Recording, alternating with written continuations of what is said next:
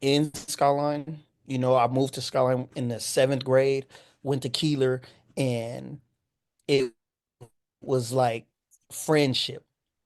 Coming from different part of San Diego, when I moved over there, it was going to a club on 68th and Imperial. That was the place to be. And it wasn't really gangs that enticed me. It was the brotherhood, the friendships. And I was missing something inside of my own home at the time. And I just needed something to call my own, some type of family. And that family was the people that I found at the Boys and Girls Club. So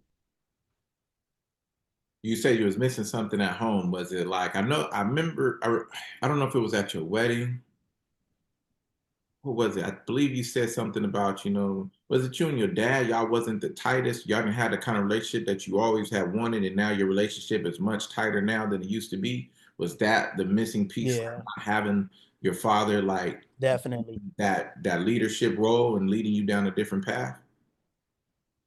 So you know, my dad at that time had lost my mother when I was 8 years old, and I moved into a home with my dad. My dad came and got me. He did, what I'm saying? He did his grown man thing. He came and got me and my sisters, moved us in the home, and he had a new wife, a new baby, and he tried to blend those families.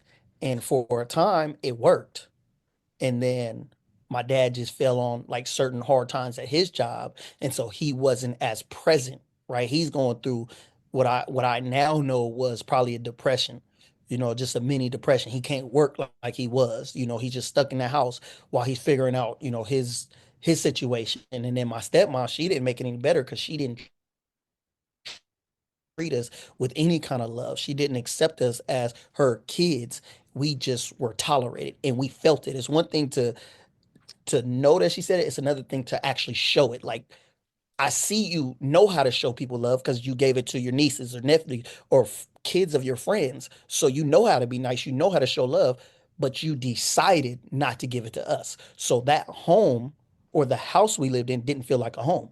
And again, my dad was going through what he was going through. So that's the only person I had. So with him gone and dealing with what he was dealing with, there was a void. So now